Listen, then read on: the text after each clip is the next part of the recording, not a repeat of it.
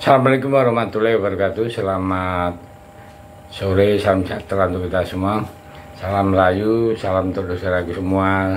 Semoga damai selalu dan saudaraku yang sakit mudah-mudahan cepat sembuh, dan yang beraktivitas mendapat rezeki yang banyak dan berkah. Amin. Keberhasilan Indonesia dengan pemain keturunannya atau istilahnya naturalisasi telah membuat negara-negara ASEAN lain ingin meniru, tak terkecuali Thailand yang di sekuatnya ini ya di dalam akhir tahun ini memanggil beberapa pemain ya. Termasuk Vietnam sendiri menaturalisasi satu pemain asing di liga mereka yang paling tajam, yakni Rafael Son. Tapi yang paling mengejutkan jelas Kamboja. 9 pemain mereka naturalisasi baru-baru ini untuk mewujudkan mimpi besar mereka bersaing di pentas ASEAN. Kamboja kini rasa-rasanya pengen menjadi Indonesia di level Asia, tapi versi ASEAN ya. Lantas seberapa kuat Kamboja? Apakah bisa lolos dari babak grup untuk mengalahkan Malaysia atau mungkin Thailand? Ya, jadi kita simak untuk ulasan berikut ini. Jadi memang kita harus ketahui bahwa Vietnam ya itu betul-betul serius. Kenapa? Karena tim yang dipersiapkan untuk laga AFF itu dia sudah uji coba ke negara-negara luar termasuk Korea, dan dia juga menaturalisasi pemain asing ya yang bermain di negaranya, yaitu yang tadi saya sebut Rafael Son, untuk memperkuat lini serang mereka ya. Dan hal ini itu kan meniru gaya Indonesia ya, itulah. Jadi semua untuk bersama diri, walaupun Indonesia hanya memakai pemain U22 di Piala AFF ini. Nah, di grup A ya, persaingan nggak kalah menarik terjadi ya.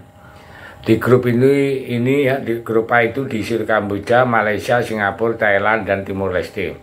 Secara umum orang akan mengatakan bahwa Thailand dan Malaysia akan jadi 2 tim yang lolos ke babak berikutnya. Misalnya ada yang terpeleset, maka mungkin Singapura yang akan lolos. Tapi siapa sangka kejutan tiba ya. Saat ini adalah Kamboja diprediksi akan memberikan tontonan yang berbeda dengan sederetan pemain naturalisasi yang mereka panggil di ajang AFF ya. Jadi baru-baru ini Federasi Kamboja itu mengumumkan nama-nama pemain mereka yang akan bertarung di ajang AFF. Total ada 26 nama dengan rata-rata usia 25,12 tahun. Usia yang menggambarkan tim ini diisi oleh para pemain yang tengah matang ya. Nah, dari 26 pemain yang dipanggil dari tim Kamboja, 8 diantaranya adalah pemain keturunan. Wih, ngeri juga ini Kamboja ya.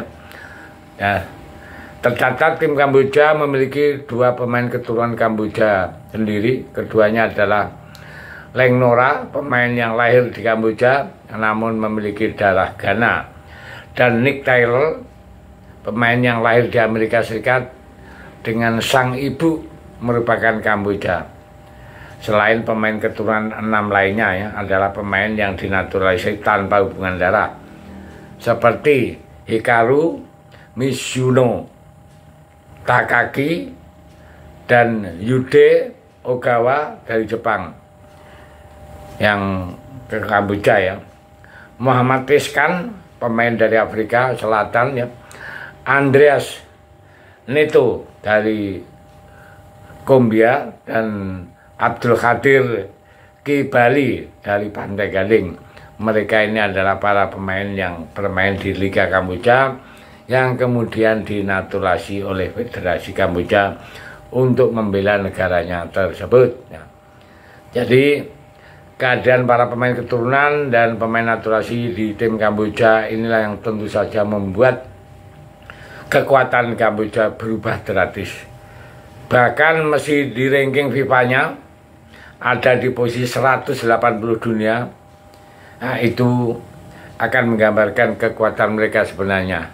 Ini mirip dengan Indonesia di kancah Asia. Meskipun kalau berbicara soal kualitas, pemain keturunan Indonesia jauh lebih unggul. Tapi yang pasti kekuatan Kamboja tak akan sama seperti Kamboja yang di ranking 180 dunia. Mereka biasa saja memberikan kejutan, termasuk kepada Malaysia dan Singapura serta Thailand. Ya. Saya pikir itu kita untuk membicarakan persiapan pemain-pemain di AFF nanti. Terima kasih. Merdeka.